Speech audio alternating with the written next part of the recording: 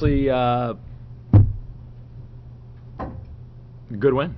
Really good win. I mean, from the way we played against them the first time to the way we played him this time, I think there's obviously definite improvements in our performance. I hate that we have to play them again Thursday. It's like rivalry week again. It's like I just can't stand that stuff. So I'm proud of the guys, the way that they battled back to finish the season out, the regular season out. Probably 3 or 4 weeks ago, I don't know if anybody in this room other than me thought that we could get third place, because it didn't look very good after the Sacred Heart game. And credit to the guys that continue to work, that continue to fight, and now you've put yourself in a position where you get a home quarterfinal game, and if something crazy is to happen in the first round, maybe you get a home semifinal game if you're lucky enough to advance. So, it's probably the best possible scenario that we could have, after that Sacred Heart game, this is probably the best possible scenario that we could have. And so I'm proud of the guys for staying together and working hard. And, obviously with Karan going down, that added a whole other wrinkle to it. But I think a pretty impressive performance by the guys tonight. Kind of stepped up, Ducky. I mean, that was incredible. It was incredible. You don't see offensive performances like that very often. I don't care what level you're at. 9 for 10 from the field, 5 for 6 from 3. A couple of those threes were contested shots. Some of his drives to the rim, I haven't even seen them in practice before. So I'm going to go back and watch the film and see if we can figure out how he can duplicate it again Thursday. And then obviously this is going to be the test for him will be coming back on Thursday, playing against the same team again, and they're going to try and take him out. They're going to try and be physical with him.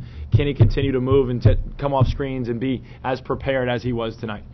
Because that was a pretty impressive performance, to say the least. Is it just the fact of him now getting a chance to play and getting the confidence that he was lacking? I don't think he lacked confidence offensively.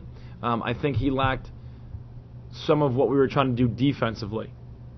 I never disliked his offensive game. He's a great shooter. He's improved as a driver. He's improved in terms of diversifying his offensive game. Defensively is where we would get nervous, because you'd hold your breath and say, I hope he's not completely in the wrong spot or doesn't switch or whatever. And he's improved drastically on the defensive end, and that allows him to get minutes. Now he goes out on the floor, and he can defend the way that we need him to defend and give you what he gives you on offense, and now he becomes a very dangerous player for you. Hey, I'm not trying to kid around about the rivalry, but what are the things that are making the team back? The stakes are higher. Yeah, the stakes are higher. Again, you don't think for the next 3 days Coach Hurley's going to talk about how you came out here and you lost, and you got to come back on Thursday and battle again. And our guys, you're always afraid of them getting content and thinking, okay, we did it on Saturday, well, it's just going to happen Thursday. It's a completely different event. Each game is completely separate entity from all the others. And so refocusing them, and I think we have some guys that understand it, but making sure that everybody understands it is going to be the hardest thing. You can remind them over and over how we lost to them in Staten Island, but we got to beat out of their minds tonight's performance so that they're focused again and ready to play on Thursday. And I think that's the hardest part of it.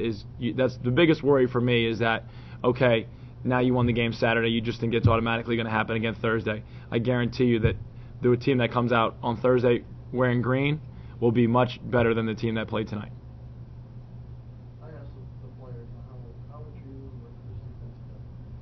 I thought it was. They gave it a B. They gave it a what? B. B might? B. Oh, B. I'd give it a B+. I thought that in terms of we defended them in Staten Island, it was an F. We were behind on every possession. We were late on switches. We were late on shooters. We didn't have very much urgency. And tonight I thought it was a B+. I thought there was only a handful of times where we had some breakdowns. I don't know. I mean, other than Russell, them going one-on-one on Russell. Them going one-on-one on Russell, I don't remember really us, getting beat too often. Maybe a handful of times during the course of the game.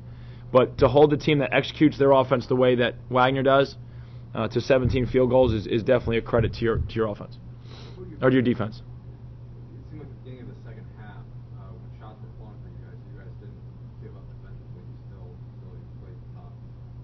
I thought we did a pretty good job. I thought they missed a couple of shots that had gone in, and it would have been a different basketball game. I thought we were fortunate a couple times. Later on in the second half, Munwaller missed a layup, Parker missed a layup when it was like 10, and all of a sudden now it becomes 6 if those 2 layups go in. They missed a couple free throws that they don't normally miss. And I think, like I said, I think we were fortunate a couple times defensively. But to our credit, you're right, I think that we did continue to play pretty hard, even though offensively we stalled a little bit at the start of the second half. Because, again, I thought that we kind of stopped moving as well as we did in the first half. And when we stand still, nothing good comes on our offensive possessions.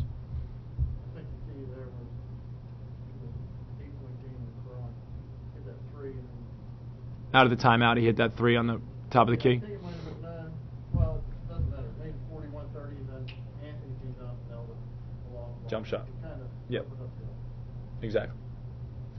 You win a game, when Elijah doesn't score a point, then he gets some rebounds. He's been battling what, flu or something this week?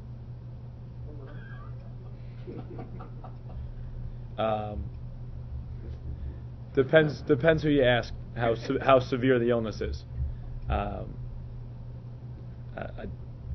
No comment. Yes, Paul. Can you go back to when you took their shit away and they couldn't be in the locker room and why you had that idea? Did it start like the Monday after the Sacred? Yeah, it was the Monday after Sacred Heart. It didn't really work too well because we lost to Central Connecticut anyway that Saturday. But we did. We got their attention, that's for sure. And I think that one of the things that we wanted them to realize was that they weren't living up to the standard that had been set here in the previous 3 seasons. And they were reaping the benefits of what had happened here in the last 3 seasons in terms of notoriety and, people coming out to games and people trying to, publicize the program and create interest around the program, but they weren't living up to the standard that was set. Like, I remember being here after we beat Boston College and coming out on the floor at the Toole Center and Dallas Green saying to me, what do you have to do, beat the Knicks to get students to come? And there was no one here. We had just beat an ACC team, and there was 30 people in the gym. Their first 2 or 3 home games that we had this year, there was 2,000 people here. We didn't get that kind of attendance or that kind of support, or we didn't have Nazari and Justin doing preview videos, and there was none of that. And so I think we got a little bit satisfied. We got a little bit complacent. And so I wanted to remind them that you have it pretty good here. And so I think that kind of got their attention. We didn't let them have gear. Managers did nothing for them. I wouldn't let the managers give them water. I wouldn't let them do laundry. The managers, we have 6 managers. And these guys run around like they're incredible. They spend more time in the office than the players do. They're unbelievable what they do. And sometimes you take that stuff for granted, and so I think we just needed to be reminded of that. Whose idea was it? Yours? Was it someone else on the staff? It was my idea. Is this something you had seen before? I've heard guys have done it before in the past. It's, I know guys that have kicked their teams out of the locker room. It's not like an original idea that I woke up in the middle of the night and, set the precedent. Do you take things like that? Getting the attention of your guys, is that something that is like a series of tests for you throughout the year? I think it's a series of tests for any coach. I don't care what level you're at or who you're coaching. I think that you always got to figure out a way to get your attention. Your message can't be the same every single time because they're going to drown it out. And so, trying to figure out, the hardest part is trying to figure out what's going to grab their attention. Most people think that minutes played and wins and losses should be enough, but that's not always the case. And so sometimes you got to be a little bit more creative. With this particular team, is that the hardest thing about coaching at this point? This is my first year, so I'll let you know after like 10. I'll let you know what my other teams are like. Just last year that weekend, Yeah, we did it. We just did it for that week. We just did it for that week, and then after we lost to Central Connecticut, I just said, you guys can go back in the locker room. You know, this must not be that important to you either. That message got old and quick. So we moved on from there. Got a question? Did you cut your pay to $1 that week?